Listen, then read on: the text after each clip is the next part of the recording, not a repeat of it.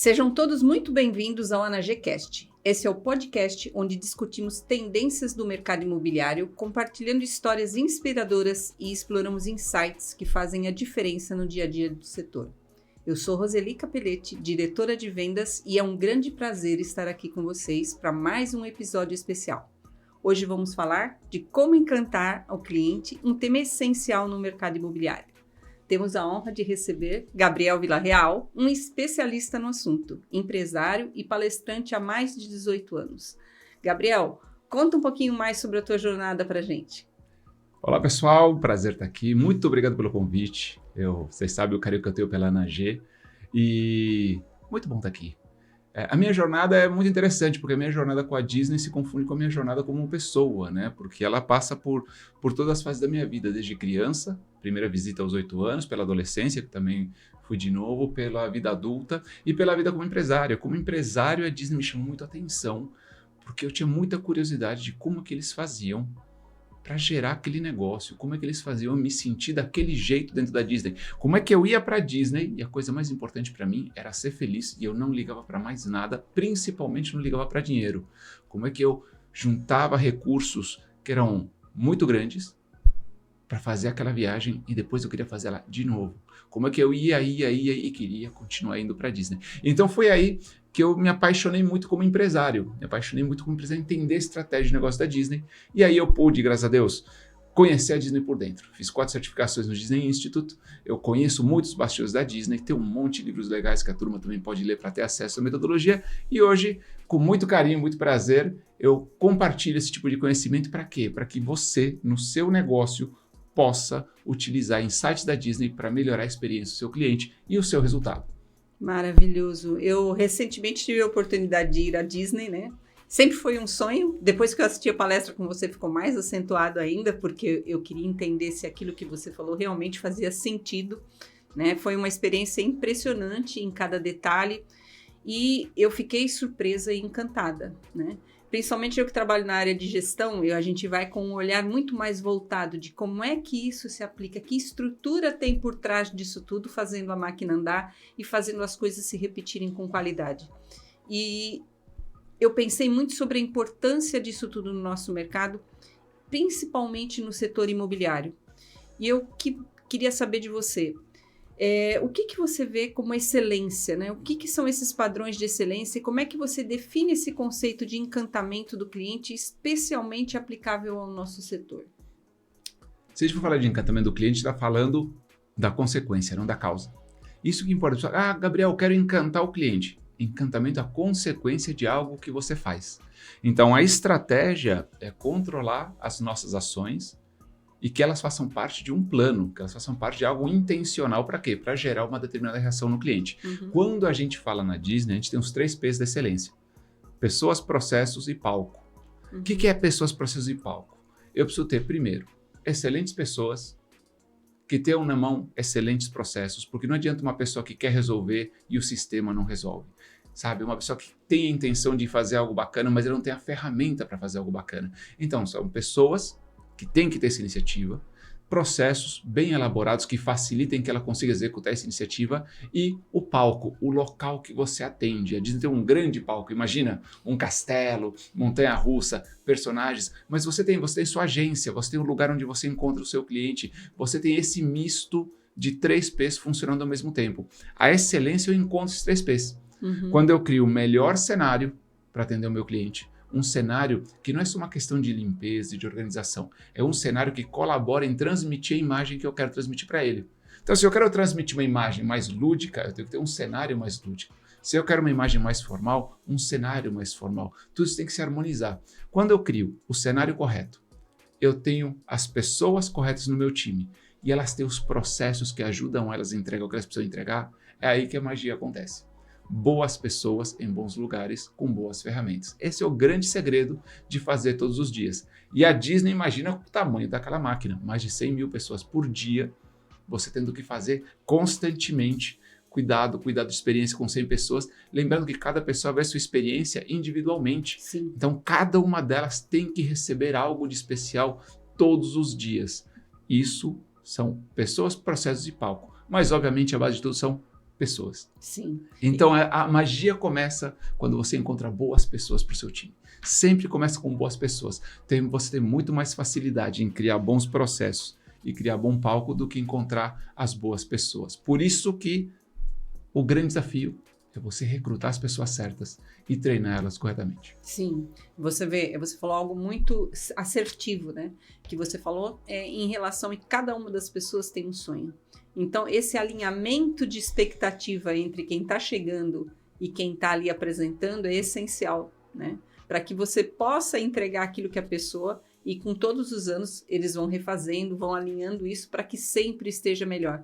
E você fala de pessoas, e eu concordo contigo que o acerto primordial está na contratação. E como é que a gente consegue manter esse engajamento dessas pessoas ao longo do tempo? Essas pessoas continuarem engajadas nesse mesmo propósito? Na verdade, assim, a gente precisa, dentro da metodologia, tudo parte de uma cultura. A cultura é quem eu sou e como eu quero ser visto. Ok. E normalmente as pessoas criam uma cultura, mas a cultura vira uma placa na parede. Então eu tenho uma placa na parede que fala quem eu sou. Mas aí eu olho para a empresa e eu não encontro isso. As pessoas penduram a placa e esquecem a cultura. O que é importante? É importante que a sua cultura seja viva. Então eu tenho que olhar para a empresa e enxergar exatamente aquilo que está na placa. Então, a partir da cultura, eu já sei quem eu quero ser, como eu quero ser visto. E aí eu vou recrutar pessoas que têm um alinhamento com isso. Então, se eu sou uma empresa divertida, eu tenho que contratar pessoas divertidas. Se eu sou uma empresa formal, eu tenho que contratar pessoas formais. Se eu sou uma empresa que zela pela ética, eu tenho que contratar pessoas éticas. E aí você vai modelar o teu processo de contratação, de recrutamento, o processo de seleção para que tipo de pergunta e que tipo de teste eu tenho que fazer para identificar essa competência comportamental. Porque normalmente o erro das pessoas é justamente esse. Contratam a técnica, não o comportamento. Então você contrata o profissional e não o ser humano. E aí entra uma frase que a própria Disney faz. A Disney fala muito isso. As pessoas são contratadas por competência técnica e demitidas por competência comportamental. Então o que é mais fácil? É mais fácil você inverter. É mais fácil você criar um processo de seleção focado no ser humano, contratar o ser humano certo e treinar a técnica dentro da tua empresa. Por quê? Porque a técnica é treinável.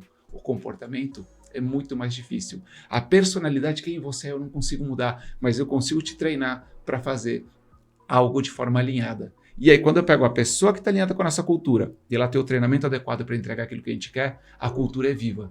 A cultura está todo dia. Quando você entra na empresa, você vê a cultura. Quando você entra na Disney, você sente a cultura da Disney. E a cultura da Disney não é um castelo gigante, não é uma montanha-russa, não é um personagem incrível. A cultura da Disney é o sorriso da pessoa na porta, quando ela te dá tchau. É as boas-vindas. A cultura da Disney é o chão limpo. A cultura da Disney é o cheiro de pipoca no ar. São detalhes, mas todos eles são produzidos por pessoas. Essas pequenas micro-interações constantemente reforçam para você que você está na Disney. E que a Disney é um lugar diferente de qualquer outro lugar que você podia estar no mundo. Sim, eu concordo plenamente, porque eu vivi isso tudo. Eu vivi essa experiência, vivi esse olhar, né, pensando no mercado imobiliário, né, onde o cliente muitas vezes tem expectativas únicas, as decisões costumam ser emocionais, mas de alto impacto na vida deles, né? E como é que você acha que o mercado imobiliário pode trabalhar para personalizar esse atendimento, atendendo às expectativas das pessoas? Personalização. Vamos falar de 2 tipos de personalização. Primeiro, personalizar quem eu sou. Segundo, personalizar a experiência do meu cliente. Uma coisa que eu vejo muito no mercado imobiliário é que todo mundo quer ser igual. Se criou uma ideia do que é uma agência imobiliária e todo mundo cria o mesmo padrão. É difícil romper com isso. Eu falo isso, inclusive, como advogado. Como advogado, eu tenho um escritório de advocacia há quase 20 anos. E quando eu montei meu escritório de advocacia, o que eu falei? Eu vou abrir um escritório de advocacia e na minha cabeça já, um escritório de advocacia é assim. A porta é desse jeito, a recepção é desse jeito, a sala de reunião é desse jeito, as pessoas trabalham desse jeito, as mesas são assim. E eu pergunto, quem disse? Quem disse que não pode ser diferente? Porque a primeira sensação de personalização de experiência é quando o cliente torna você individual. Personalização é eu me sentir indivíduo ao invés de eu me sentir mais um de um grupo. Agora, personalizar a experiência a partir de você. O que acontece de diferente com o teu cliente quando ele entra na tua agência e quando ele entra em outra agência do mercado? O que ele sente? Com essa passagem de mundo que ele tem que de repente ele entra e fala assim, identifiquei. Quando você vai para a Disney, você tem o cheiro de pipoca, você tem o sorriso, você tem as cores, você tem uma forma que te transporta para um outro mundo. A sua agência pode ser um local de transporte para outro mundo. Do teu cliente entrar e falar, nossa, olha só, tem marcas que trabalham muito cheiro. Se você for para rede de franquia Zaniani, que trabalha itens de lingerie, ela tem um perfume que é muito característico. Sim. Tem uma outra rede de franquias que eu adoro, chama Nut Bavarian, faz algumas amêndoas glaciadas e tudo mais. Eles têm um cheiro que, se eles estiverem a 50 metros de você e estiverem cozinhando, você sente o cheiro, você não os viu, mas você fala, aqui por perto tem Nut Bavarian. Então, tudo isso é como é que você conecta com o teu cliente para ele te ver de forma individual. Não como que você faz parte de um bloco, como que você é você existe como indivíduo. E a segunda coisa é, como é que eu faço o meu cliente existir como indivíduo? E aí algo muito interessante, a Disney tem um conceito que chama VIP, VIP. Só que VIP, normalmente para as pessoas é o quê? Very important person, pessoa muito importante. Para a Disney é pessoa muito individual, very individual person. Por que isso? Porque a experiência acontece em nível individual. Eu recebi 100 mil pessoas na Disney no dia que você foi, mas a sua experiência é o que aconteceu com você. E se eu falhei com você e acertei com todo o resto, a sua experiência foi ruim. Então a Disney fala o seguinte, o cliente se sente especial quando ele acha que foi tratado como indivíduo. E aí ele percebe a experiência dele como única. Então sempre que você conseguir personalizar, saber mais sobre o seu cliente, principalmente nome, contexto familiar. Eu lembro de uma história quando eu estava comprando meu apartamento. A Patrícia, minha esposa, estava grávida do nosso segundo filho, Guilherme. E teve um final de semana que ela não conseguiu sair. E saímos aí, somente eu, o corretor e eu, e ela ficou grávida em casa. E conversamos, tá? Vimos algumas coisas. Depois, no outro final de semana, a Patrícia foi sair com a gente. A primeira coisa o corretor perguntou, Patrícia, você melhorou? Porque ela estava passando mal no final de semana passado. Uhum. Só que isso daí você pode falar assim, não, mas é que ele é assim. Isso é processo. Isso é você entender que o cliente dá uma série de informações ultra personificadas dele que você não está dando atenção. Você está dando atenção ao lado racional da coisa. Você olha o cliente e fala assim, quantos metros quadrados ele quer? Que localização? Qual que é o preço? Qual que é isso? Qual que é aquilo? E você está racionalizando o que ele fala sobre o produto. Ao invés de você pegar todo o contexto emocional de quem é ele e começar a caracterizar para ele. Eu tenho uma história que eu falo, que eu comprei um apartamento que eu não queria, totalmente diferente do que eu queria, porque o corretor me mostrou algo que tinha a ver comigo. Ele mostrou algo que tinha a ver com um pai interagindo com seus filhos. E ele, que ficou meses procurando o que eu falava para ele procurar, ele um dia me falou, eu quero que você veja algo que não tem nada a ver com o que você me pediu, mas eu quero que você venha aqui. E foi muito interessante, porque ele me deu uma perspectiva que nem eu sabia que eu estava procurando, que eu me apaixonei pelo apartamento. E olha só que interessante quando a emoção toma conta. Ele me ligou às 9 da manhã, a gente fez a visita às 10 da manhã, proposta apresentada meio-dia, proposta aprovada às 2 da tarde. Nossa Senhora.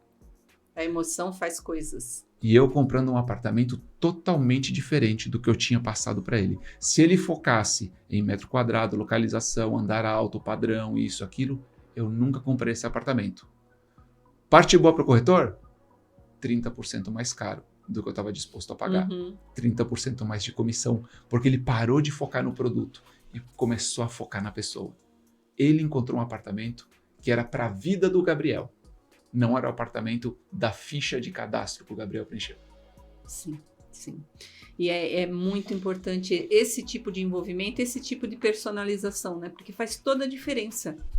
E a gente nota que os profissionais que hoje se destacam já fazem isso por prática. Entenderam que este é o caminho, né? E infelizmente isso é uma minoria, e já faz um automático. Já trata o cliente de forma tão individual que ele acaba sendo referência, acaba recebendo indicação, né? E acaba fazendo da vida dele uma carreira de sucesso. E agora, com o avanço da tecnologia, né? Esse equilíbrio entre automação e toque humano, como é que você acha que essa tecnologia pode ajudar a humanizar essa experiência do cliente, até auxiliando a entender melhor o cliente, em vez de substituir o atendimento humanizado? A tecnologia vai substituir tudo, esse é o grande medo. Você sabe o que eu acho? Eu acho que é a grande oportunidade para todas as profissões. Porque A tecnologia ela vai substituir aquilo que a tecnologia faz de melhor. E se você está focando o seu trabalho ainda hoje, pelo ano 2025, na sua capacidade de processar informações, lamento, isso infelizmente vai ser substituído. Vai ser substituído porque a era é do poder na mão do cliente. A gente vem, se a gente for falar de mercado imobiliário, a gente vem de uma época onde para você saber onde o imóvel estava, você tinha que conversar com o corretor. Depois você sabia onde o imóvel estava, mas não sabia com quem falar. Agora, a tecnologia supriu tudo. Não há mais domínio de informação. Antigamente o corretor, ele baseava a profissão dele, a atuação dele no controle de informação. Agora a informação está acessível para todo mundo. Sim. Eu sei exatamente quantos imóveis tem naquele edifício, qual que é o preço que estão pedindo, já olhei por dentro. Pô, Gabriel, e o que sobrou para a gente? Sobrou a parte mais legal. Sobrou você fazer aquilo que só você pode fazer. Ao invés de você enxergar a máquina como uma competição, entenda que a máquina vai fazer aquilo que a máquina faz de melhor. Para você ter tempo de fazer aquilo que você faz de melhor. A Disney é extremamente tecnológica, mas ela não substitui o contato humano. Ela fala, nós temos o high-tech, que é a alta tecnologia, e nós temos o high-touch, que é o contato humano. E o nosso foco é em deixar a tecnologia trabalhando ao máximo para liberar o nosso time para cuidar da parte high-touch. Você quer um exemplo? Eu posso ter um robô que cuide da sua saúde, mas ele não vai segurar a sua mão. Sim.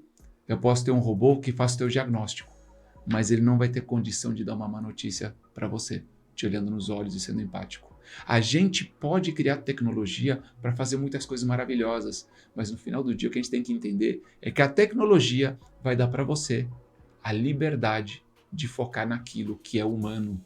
E aí você, corretor, tem que focar nisso. Você, profissional, foca em fazer o que a máquina não faz. Sabe por quê? Porque você nunca vai vencer a máquina naquilo que ela é boa. Com certeza. E ela nunca vai vencer você no seu lado humano. Por isso que hoje, quando a gente fala de experiência do cliente, o que você pode fazer para se conectar mais com ele? Para que o seu nome vire referência. Para como você ativa emoções nele. Eu me sinto seguro porque eu tenho você trabalhando para mim. Ou eu me sinto bem atendido. Ou eu me sinto confortável. Que tipo de emoção você representa na vida do teu cliente que vai muito além do produto. Porque o produto ele vai acabar encontrando.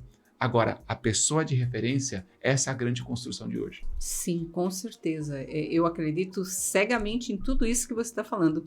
E que lições fundamentais você acha que o líder e as equipes devem absorver para criar uma cultura organizacional mais voltada ao encantamento? Eu acho que a cultura vem de cima, mas se prova na base. Então é muito legal, muitas empresas falam assim, não, nossa cultura é essa. E se você entrar numa reunião de presidência, vice-presidência de diretoria, se você entrar numa reunião de conselho, você vai ver aquilo ali de fato. Agora, a prova da cultura está lá na base. A prova da cultura não é o que o dono da empresa pensa sobre a empresa. E não é como o dono da empresa se porta. A prova da cultura é como a recepcionista recebe alguém na porta. Ali está a cultura. Então, quando a gente fala de liderança dentro da Disney é o quê? Alinhamento cultural. A Disney fala, não é sobre cargo, função ou hierarquia. Toda pessoa que tem comportamentos alinhados com a nossa cultura é um líder. É um líder por quê? Porque reforça nossa cultura para o mundo e é exemplo para outras pessoas se manterem dentro da cultura. Então, criou a cultura, você precisa comunicar. E você precisa converter essa cultura em algo comportamental. A Disney faz muito bem isso, ela trabalha dois conceitos muito bacanas, que é comportamentos desejados e comportamentos indesejados. Porque às vezes você fala assim, não, a nossa cultura é de honestidade. Tudo bem, honestidade, a gente sabe o que é honestidade, mas que comportamentos estão alinhados com honestidade, que comportamentos estão desalinhados com honestidade? Porque às vezes na cabeça de uns, honestidade é um conceito mais amplo, outros têm um conceito menor, outros têm um conceito elástico sobre honestidade. Então, tá bom, converte em comportamento. O que eu tenho que fazer para provar que a nossa empresa pratica o valor que ela prega? O que eu tenho que fazer e o que eu não posso deixar que aconteça? Então, sair dessa parte mais ideológica e ir para o comportamento é a grande estratégia de implementar cultura através de liderança. O que é o líder? Aquele cara que pratica os comportamentos alinhados com a cultura. E a Disney tem, por exemplo, 3 comportamentos que são inegociáveis.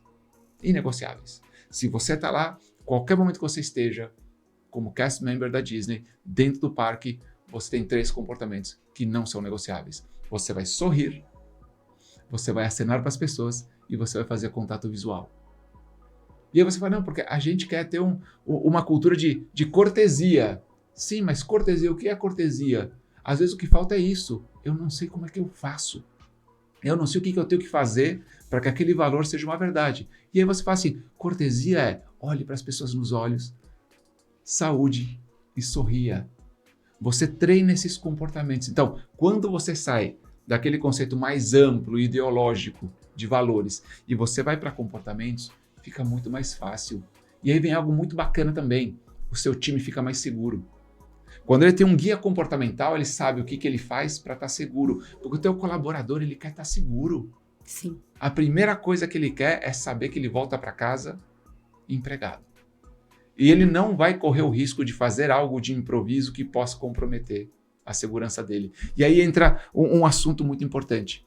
Se o teu colaborador tiver medo de se expor, você não vai criar uma experiência incrível para o teu cliente. Tá aí a importância da contratação. Tá aí a importância da contratação e tá aí a importância da cultura da empresa ser viva. Por quê? Porque imagina que eu tenho que resolver uma situação aqui e eu acho que eu sei a solução e eu vou resolver e o cliente vai adorar. Mas como eu não tenho clareza da empresa sobre aquilo, vai ver que eu faço algo que o cliente adora e depois eu sou punido pela empresa. Entre encantar o cliente e se manter em segurança, o colaborador vai se manter em segurança. Sim. Uma cultura de encantamento faz o quê? Ensina a ele que a maior segurança que ele pode ter é encantar o cliente. Dá as ferramentas para ele. Deixa claro para ele quais são os comportamentos que ele pode usar e abusar disso, fazer qualquer hora do dia, que independentemente do que aconteça, se ele esteve dentro daquelas regras, daqueles comportamentos, todo mundo vai falar, você fez a coisa certa. Você entregou um bom show. É aquilo que você fala, né? Que a culpa não é minha, mas o problema é meu. A culpa não é minha, mas o problema é meu. É sempre um problema meu. Tudo que acontece na experiência do meu cliente é um problema para mim. Se algo negativo acontece, é um grande problema. Porque o design de experiência do cliente tem 3 fatores. Eu quero que ele goste, porque se ele gosta, ele volta. E quando ele volta, ele traz alguém. A experiência do cliente é focada em ele gostar, porque ele gostar é o gatilho para a recorrência dele e para a indicação dele. E de repente ele não está gostando. E quando ele não está gostando da experiência, pode ter sido culpa minha, pode ter sido culpa dele, ou pode ter sido culpa de alguém. Sim. Eu preciso trazer ele de novo para a experiência boa, para ele gostar. A Disney fala o seguinte, a experiência tem 3 passos. O design de experiência, que é como eu crio a ideia, como é que eu formato a ideia. A entrega da experiência, que é como de fato eu pratico aquilo que eu desenhei. E a recuperação da experiência. A recuperação da experiência é o que eu tenho ao meu alcance para quando algo da experiência der errado, conquistar o cliente novamente. Como é que eu pego aquele cliente frustrado? Imagina, você ficou 1 hora numa fila e depois de 1 hora na fila, a atração teve uma falha técnica e ela vai fechar e você vai ter que sair da fila. No teu dia de Disney, o que eu faço para conquistar esse cliente? Ele está tendo uma má experiência. E veja só, não é culpa minha, houve uma falha técnica. Houve uma falha técnica, eu estou zelando pela segurança dele. Não é seguro para você embarcar na atração. Então, infelizmente, não vou te permitir ir na atração. Tudo bem. Como é que eu recupero? O que eu faço? Como é que eu comunico? O que eu posso dar para ele de presente, de brinde? Se eu posso dar um acesso para qualquer outra atração sem fila. A Disney faz muito isso. Uhum. Então, olha, agora você pode ir numa atração sem fila. E às vezes aquilo vira um baita presente. Porque já aconteceu comigo. Eu estou numa atração que para mim é menos interessante. É uma atração que, tá bom, estou indo para cumprir o mapa do parque, ou estou indo porque, sei lá, meus filhos gostam, mas eu não gosto, e de repente essa atração não pude entrar.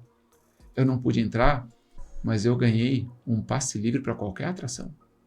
E de repente eu vou na atração mais disputada no parque, aquela que eu mais gosto, aquela que tem a fila maior, e eu entro direto. Quando você vai ver, você diz, aquela falha técnica foi a melhor coisa que aconteceu no meu dia, porque ele me deu um acesso sem fila à atração que eu queria. Então, tudo isso é como você recupera a experiência do seu cliente, porque você vai errar. Quando a gente faz a experiência, o design da experiência, é esperando que não aconteçam erros, mas na entrega da experiência, erros acontecem. Sim. Alguns que não estão sob seu controle. Como é que você está preparado para cuidar do teu cliente nessa situação? Porque a maioria das empresas abandona o cliente. Sim, isso é ter uma cultura específica para momentos de crise, né? Porque quando está tudo bem, tudo está bem. Mas é muito fácil estar bem. Fácil. É muito fácil tratar o cliente com carinho e respeito quando está tudo bem. Eu quero ver quando o cliente liga para reclamar, como é que você atende ele. Porque a maioria das empresas fala assim, não, esse cara é maluco, esse cara é chato, esse cara é isso. Não, ele é um cliente. Algo aconteceu e ele está colocando uma emoção para fora e te dando a oportunidade de acolher aquilo ou ignorar aquilo. E é aí que eu falo, os momentos de crise fidelizam. Porque é a hora que você mostra para o teu cliente o grau de respeito e dignidade que você trata ele no pior dos dias. Porque no melhor dos dias, todo mundo me trata bem. Sim. Quando tudo está bem, quando tudo está dando certo, está funcionando, qualquer empresa me trata bem. Agora, no pior dia, quando estou extremamente frustrado, quando acho que algo aconteceu, e eu posso achar que é culpa sua, culpa minha ou culpa de alguém, não importa. Como é que você me trata? Porque quando eu encontro uma empresa que me trata bem no pior dos dias, essa empresa eu quero ter para o resto da vida. Uhum. Essa empresa eu fidelizo, porque eu falo, agora eu já sei que eu posso contar com você nos dias bons, mas principalmente também posso contar com você nos dias ruins. E isso é um diferencial competitivo muito grande. E foi muito engraçado você falando isso tudo. Veio uma imagem para mim da minha ida na Disney, que nós estávamos num restaurante, e a minha filha é muito comunicativa, né? E ela fazia postagem toda hora, e ela gosta muito de olhar no crachá de onde a pessoa veio. Porque ela cria uma empatia direta com aquela pessoa, ela fala muito inglês muito bem, ela cria empatia para entender de onde a pessoa veio. E num restaurante, a pessoa que nos atendeu no caixa era de Joinville. Qual era a chance de encontrar alguém no caixa que fosse de Joinville? E aí ela falou, gente, ao vivo para a pessoa, encontrei uma pessoa aqui de Joinville, que mensagem você gostaria de dar? E a pessoa sentiu valor naquilo de poder falar para as pessoas de Joinville. E a fila nos aguardando, mas ela com uma destreza muito rápida. E ela falou tudo mais. E quando ela foi terminar a fala, ela virou para a gente e falou assim, e importante para vocês, saibam que qualquer coisa que acontecer no parque, se vocês precisarem, eu estou aqui para ajudar. Então aquilo foi para mim, falei, nossa, uma cultura tão bem empregada, que até a pessoa que nos atende no caixa diz, qualquer coisa que acontecer no parque, eu vou ser uma pessoa de referência da sua terra para poder lhe ajudar aquilo. Então para mim foi um show de experiência naquele momento, achei impressionante. A plaquinha, tem muitos estudos sobre a plaquinha, a name tag, né, a plaquinha com o nome que a Disney utiliza, muitos estudos sobre ela porque ela faz parte da experiência do cliente. Não é uma identificação, não é um crachá. Aquilo tem um dos fatores justamente esse, que você de qualquer lugar do mundo possa encontrar alguém da tua cultura. É um momento muito legal, porque o nome e embaixo vem escrito de onde a pessoa é. Uhum. E olha que legal, eu não preciso colocar de onde a pessoa é. Eu posso colocar o nome apenas. Mas quando eu coloco o nome de onde a pessoa é, eu permito que alguém se identifique, que gere esse pequeno momento, um momento mágico, apenas porque a plaquinha dela, o name tag dela, está escrito Joinville, Brasil. E aí eu conecto as pessoas de uma forma mais profunda com a Disney, com a identificação delas e tudo mais. O name tag tem uma dessas funções. É muito importante que a gente entenda que pequenos detalhes fazem a diferença para o cliente. Eu vou te contar uma sobre name tag, acho que eu nunca contei essa.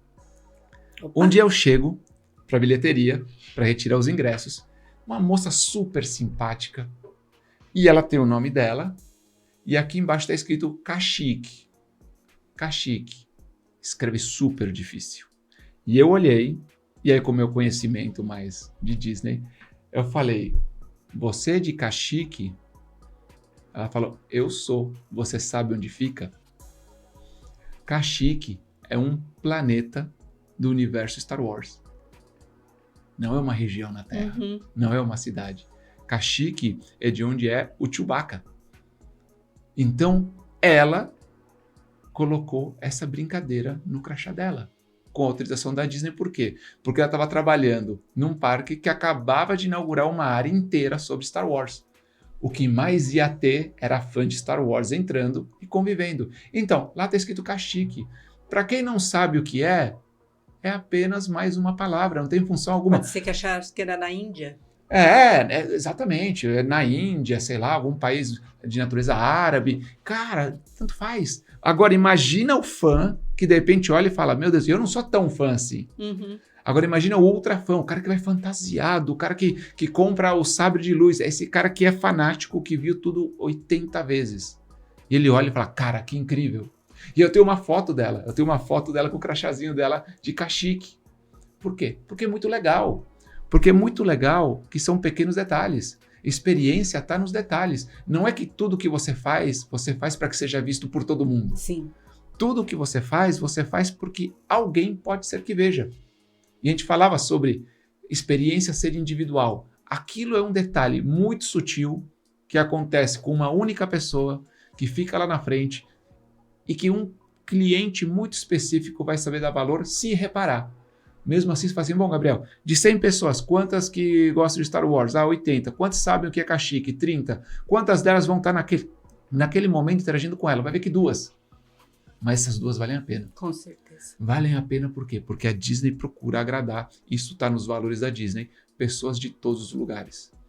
E aí algo interessante, tem uma história bem curiosa. A gente tem o Jungle Cruise lá no Magic Kingdom, que é um passeio de barco por vários rios do mundo, né? Eles simulam vários rios do mundo, né? O Amazonas, o Rio Nilo, tem vários rios do mundo. E tem uma hora, né? O que é o interessante dessa atração? Você tem o skipper, você tem o cara que é o condutor do navio, e ele vai falando inglês, e se você entende bem inglês, ele vai fazendo piada o tempo todo. Ele vai fazendo trocadilhos. Então, além de ser a aventura do rio, é muito engraçado se você entende. Tem piadas clássicas, que aí todo mundo fala junto, o americano gosta, porque essa é uma atração original de Walt Disney. O Walt Disney projetou ela para Califórnia e depois colocou também em Orlando. E o que acontece? Ele vai fazendo piada, e de repente ele vai entrar numa gruta, onde vai ter uma representação, acredito que seja da Indonésia, da região ali. E nessa gruta vai ficar tudo escuro, você vai entrar numa caverna, como se fosse um templo, né?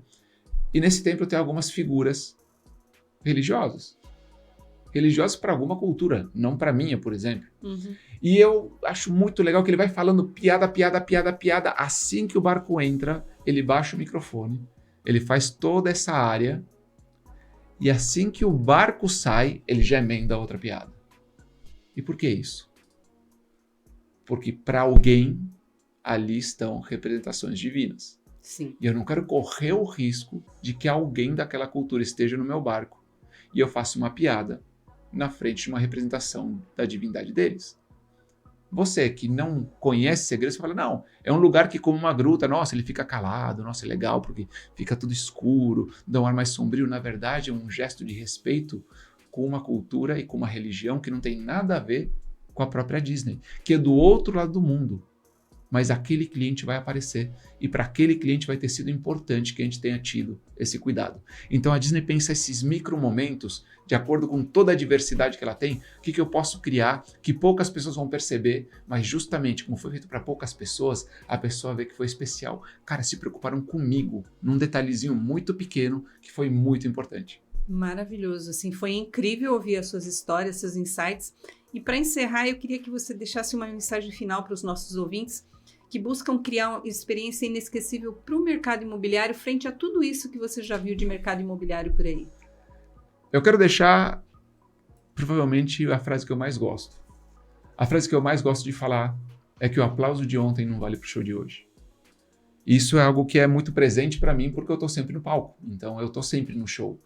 E o aplauso de ontem não vale para o show de hoje. Essa era uma frase que eu sempre repetia para mim antes de entrar no palco, que hoje faz parte do que eu ensino no palco. E o que isso quer dizer? Quer dizer que a gente constrói a nossa autopercepção com base em tudo aquilo que a gente fez ao longo da nossa vida. Mas o cliente constrói a percepção dele sobre a gente com base naquilo que aconteceu com ele no dia que ele te encontrou.